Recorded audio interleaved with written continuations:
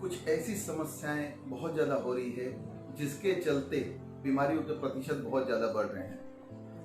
हम सभी एक गलती हमेशा करते रहते हैं, हम बीमारी के लक्षणों का इलाज कराते रहते हैं, हम बीमारी के कारणों की तरफ कभी नहीं सोचते। जैसे एक पानी की टंकी अगर ऊपर भरी हुई रखी है, उसके नीचे 5-6 छेद हैं जिसमें से पानी बह जा रहा है, फिर हम उसमें पानी बार बार भरते रहते हैं, बार बार पानी बह जाता है।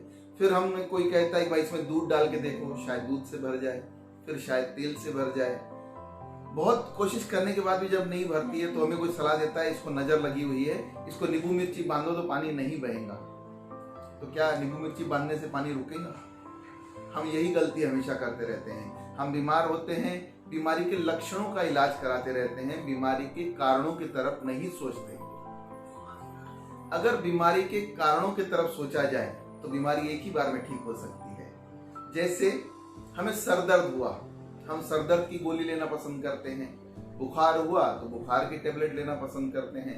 पेट में दर्द है तो पेट दर्द की टेबलेट लेंगे। हम यह नहीं सोचते कि हमें सर में दर्द क्यों हुआ, हमारे पेट में दर्द क्यों हो रहा है, क्योंकि छोटी छोटी गलतियों से बहुत सारी बड़ी बीमारियां आ जाती है और जब हम उसके बड़े बड़े इलाज की तरफ जाते हैं तो वो बीमारियां और भी ज्यादा बढ़ जाती हैं, क्योंकि उनके कारण वहीं के वहीं रहते हैं। तो आज हम उन कारणों के बारे में बात करेंगे जिन कारणों की वजह से हम बहुत सारी बीमारियों में फंस जाते हैं, जिसके चलते हम हमारे जीवन का सही आनंद नहीं ले पाते। और यह बहुत आसान है, कोई कठिन नहीं। हमें बहुत बार लगता है कि शायद हम स्वस्थ होकर जीना बहुत मुश्किल विषय है। आज के इस दौर में, जिस दौर में जीवन ही ऐसा हो गया है, हम स्वस्थ कैसे जी सकते हैं? तो ऐसा नहीं है। बहुत ही आसानी से, बहुत ही आनंद लेते हुए स्वस्थ जीवन बड़े आराम से जिया जा सकता है।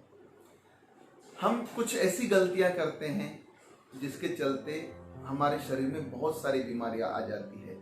उसमें से सबसे पहली गलती होती है, हम भोजन करते ही पानी पीते हैं। हमारे आयुर्वेद में खास स्पष्ट शब्दों में लिखा गया है कि भोजनांते विषम वारी, मतलब भोजन करते ही जल पीना विष के समान काम करता है। हमने भोजन खाया, वह भोजन जठर में, एपिगैस्ट्रियम में जाता है, वहां वो अग्नि के प्रभाव में, अग्नि मतलब अग्नि हमारे शास्त्रों में लिखा गया है, वह एसिड का एक प्रकार है। हाइड्रोक्लोरिक एसिड जैसे एसिड रहते हैं पेट में, जो भोजन को पचाने का काम करते हैं। उसकी तीव्रता इतनी ज्यादा हो जाती है कि कितनी भी तो अगर भोजन अच्छे से पचेगा नहीं तो उससे कई तरह की बीमारियां होती है, जिससे acidity, ulcer, peptic ulcer, BP, sugar जैसी समस्याएं होते हुए कैंसर, हार्ट अटैक तक के जा सकती है। तो इस एक छोटी गलती से इतनी सारी बीमारियां होती है, तो वो गलती हमें कभी नहीं करनी चाहिए। दूसरा, पानी पिया है तो 50 मिनट कुछ नहीं खाना चाहिए, क्योंकि पानी भी वहीं जाता है। फिर पानी अगर पिया है, भोजन अगर खाया है, तो दोनों अगर वहीं जाके मिलेंगे तो एसिड की तीव्रता फिर से कम हो जाएगी। इसलिए उसके बीच में 50 मिनट का मार्जिन होनी चाहिए। पानी जब भी पिए, सुखासन में बैठकर ही पिए, खड़े खड़े बिल्कुल नहीं पीना चाहिए। हम बहुत बार देखते हैं कि आजकल की लाइफस्टाइल ऐसी हो गई कि खड़े खड़े पानी पीना है, ऊपर करके पानी पीना है। इससे भी बहुत सारी समस्या होती है। सबसे ज्यादा हर्निया, खाने का अपचन, पेट दर्द जैसी समस्या इससे हो सकती है। पानी को आराम से धीरे धीरे बैठ के मुंह में घुमा घुमा के पीजिए। पानी मुंह में घुमाने से क्या होगा, पानी की एक खासियत होती है। मेरी अभी एक नई पुस्तक आ रही है जो 27 चिकित्सा पद्धतियों पर आधारित है। हम सभी ने शायद 4-5-6 पेथियों के नाम सुने होंगे, पर जो नई किताब मेरी आ रही है वो 27 चिकित्सा पद्धतियों पर आधारित है, जिसमें जल चिकित्सा एक है। जल चिकित्सा के अनुसार हमारे शरीर में 70 से 75% पानी है, तो शरीर की पानी को उतनी जरूरत भी होती है।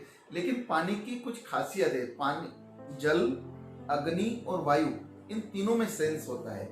जैसे हम कहते हैं ना, मंदिर के जल को अमृत समान क्यों कहा जाता है?